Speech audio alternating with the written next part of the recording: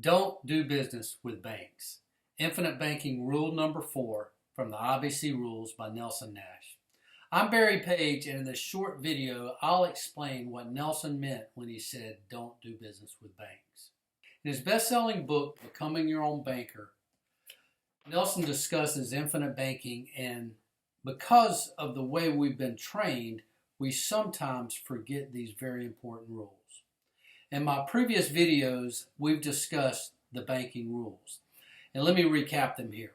First rule, think long range. Rule number 2, don't be afraid to capitalize. Rule number 3, don't steal the peas.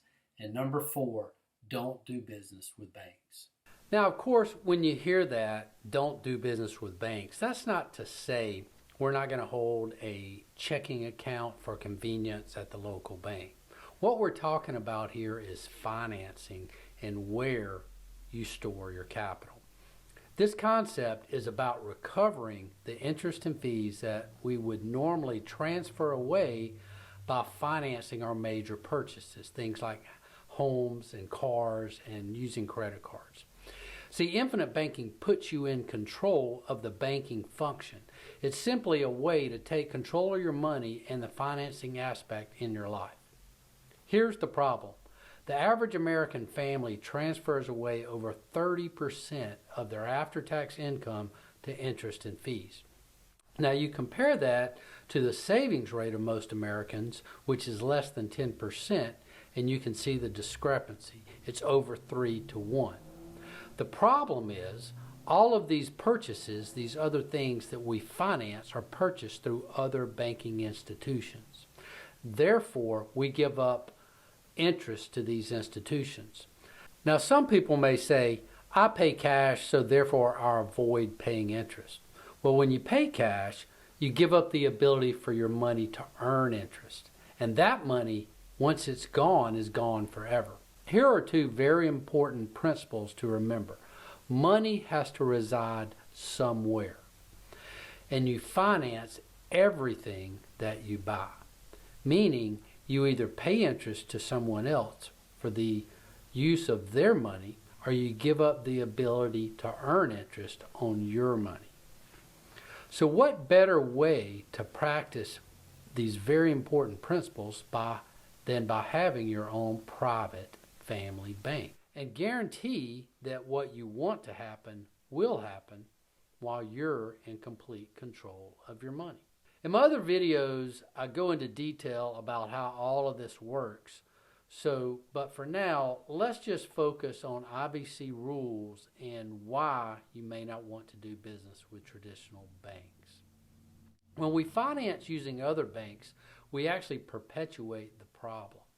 You see, banks operate using the fractional reserve lending.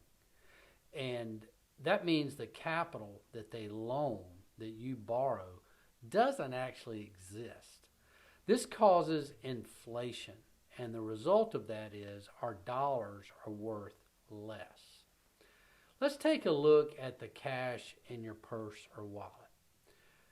Notice that these bills now say Federal Reserve note. It's paper money. Yes, like monopoly money, fiat. It's otherwise fake money. But that doesn't stop the banks. They operate by different rules than we do. But banks like us to follow their rules. So let's take a look at the rules that banks want us to practice. Number 1, banks want us to give them our money. Number 2, they want us to give them our money on a regular basis. Think direct deposit. Number 3, they want to hold on to our money for as long as possible. Number 4, they want to give us back as little as possible. All the while, the banks gamble with our money that they keep on deposit. Even after the bank debacle in 2008, banks are again experimenting with derivatives and other elaborate means to generate profits, while taxpayers are on the hook. The FDIC, which is supposed to protect depositors with insurance, is in reality funded by the people.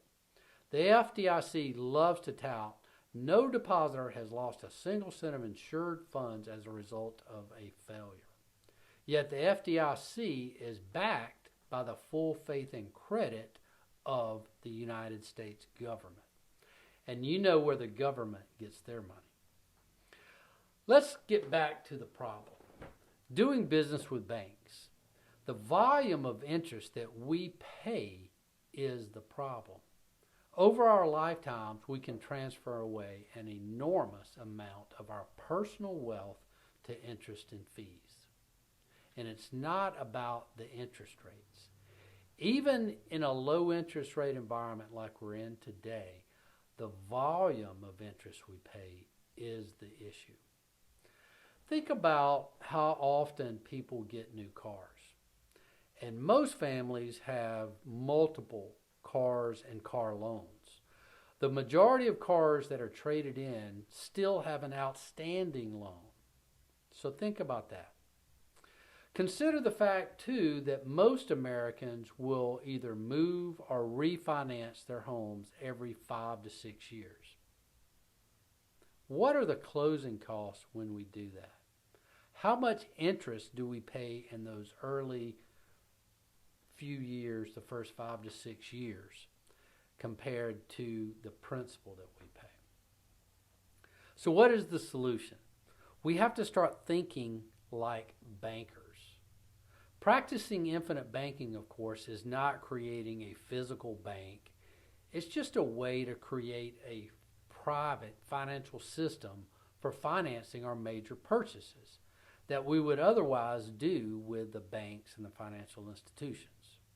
With IBC, one can utilize the inherent features built into a permanent dividend-paying life insurance contract to finance and create their own personal banking system.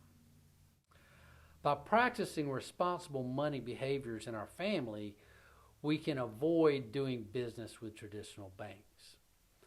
Those who start family banks can also teach this to others and teach them stewardship.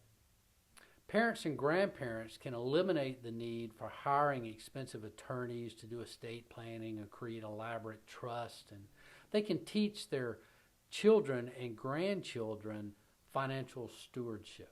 Business owners don't have to worry about spoiling their children or leaving them well off with their wealth without teaching them responsibility. Banking skills are among the most important things that we can teach our children, as well as give them the opportunity to learn about business and how business works. Instead of just leaving money to our children, a family can loan them and benefit by repaying the loans or having them repay the loans. And this teaches them independence. And of course, there are many ways that parents can use banking policies themselves. But here's an example. I have a client who financed a swimming pool for their family. Think about that.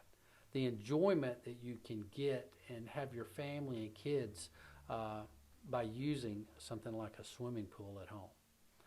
I have another client who used their policy to finance a car for their daughter. And she makes the payments to repay the loan. So she's learning about this without having to pay high interest rates on a loan. I was just recently, I pulled out an old statement where I had paid 23% for my first car loan. So, and think about paying for things like education, which can help avoid dipping into retirement plans or our savings. We can fund college expenses this way. Then there's business. Perhaps you have a business, or perhaps you have a talented child that wants to go into business. Imagine having them come up with their own business plan and use the family bank to fund their business dreams. Of course, there are many uses, and that's why it's called infinite banking. And when you analyze the numbers, the profits can also be infinite. As with anything, There are potential downsides to creating a family bank, but it really doesn't have to be complicated. The primary thing here is control. You can be in complete control of your money as the policy owner. You as the policy owner control the banking function, and therefore you can eliminate banks and bank qualifying and bank rules. So that's it for this video. IBC rule number 4, don't do business with banks. I hope you've enjoyed this video, and I'd appreciate a thumbs up if you did. Please subscribe to my YouTube channel to learn more and click the little bell to be notified of new videos. I'll be posting new content weekly, and I'll look forward to seeing you in the next video. Also, if you want to learn how you can practice infinite banking in your life, head on over to legacyinsuranceagency.com/IBC and schedule your complimentary consultation. And I'll talk to you real soon.